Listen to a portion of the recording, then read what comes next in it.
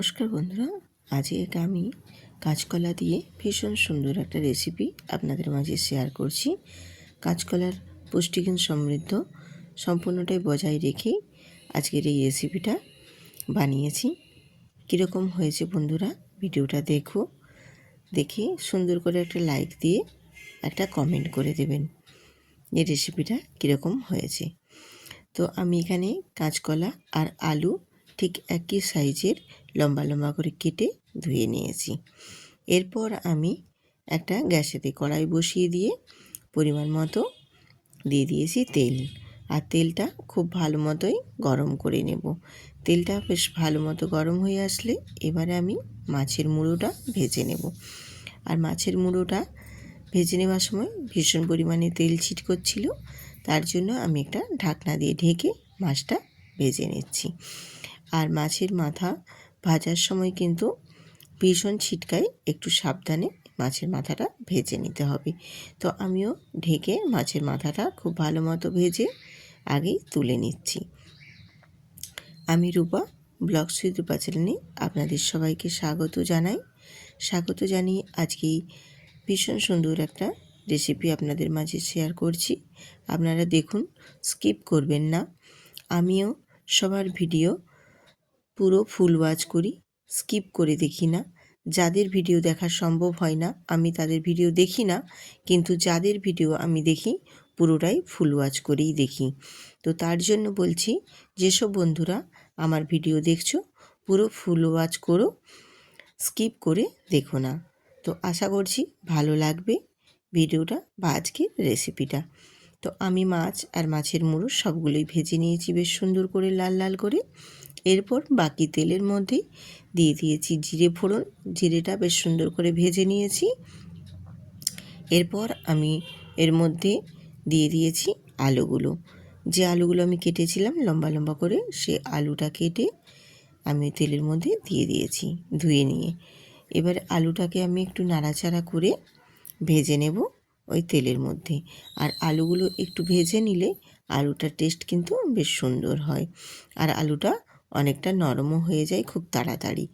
তো এবারে আলুগুলো ভেজে নেওয়ার সময় আমি ওর মধ্যে দিয়ে দিয়েছি পরিমাণ মতো নুন, হলুদের গুঁড়ো, আর দিয়েছি হাফ টেবিল চামচের থেকেও কম দিয়েছি কাশ্মীরি লঙ্কার গুঁড়ো, জাস্ট কালারের জন্য, দিয়ে একটু নাড়াচাড়া করে ভেজে নিয়েছি। এরপর আমি যেটা অ্যাড করেছি কুচি করে রাখা পেঁয়াজের কুচো, আর দিয়েছি কাঁচা লঙ্কা কুচি দিয়ে, এরপর আমি পেঁয়াজ আর কাঁচা লঙ্কাটা আলুর সাথে দিয়ে খুব ভালোভাবে নাড়াচাড়া করে একটু ভাজা ভাজা করে নেব। এখানে আলুও আমার সুন্দরভাবে ভাজা হয়ে যাবে, আর পেঁয়াজটাও বেশ সুন্দরভাবে ভাজা হয়ে পেঁয়াজের কাঁচা গন্ধটাও চলে যাবে, আর আলুটাও কিন্তু বেশ সুন্দরভাবে ভাজা হবে। এরপর আমি এর মধ্যে অ্যাড করে দিলাম একটা টমেটো কুচিটা দিয়েও একটু নাড়াচাড়া করে বেশ সুন্দর করে কষিয়ে নেব। আর টমেটোটা যখন নরম হয়ে আসবে সেই পর্যায়ে এখানে দিয়ে দেবো একেবারেই সামান্য আদা আর জিরে বাটার পেস্ট।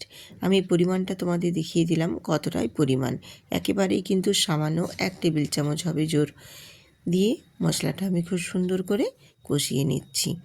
এই রকমভাবে হালকা পাতলা কাঁচকলা দিয়ে আলু আর মাছের মুড়ো বা মাছ দিয়ে রান্না করলে খেতে কিন্তু বেশ সুন্দর লাগে। আর কাঁচকলা যারা খেতে চায় না তারাও কিন্তু এইভাবে বানিয়ে দিলে খেয়ে নেবে, একেবারেই অনায়াসে খাওয়া হয়ে যাবে। এরপর আমি সবশেষে কাঁচকলাটা অ্যাড করলাম। কাঁচকলাটা সব শেষেই দিয়েছি, তার কারণ কাঁচকলাটা আগে থেকে তেলের মধ্যে ভেজে নিলে কাঁচকলার পুষ্টি সমৃদ্ধ গুণটা কিন্তু বজায় থাকবে না।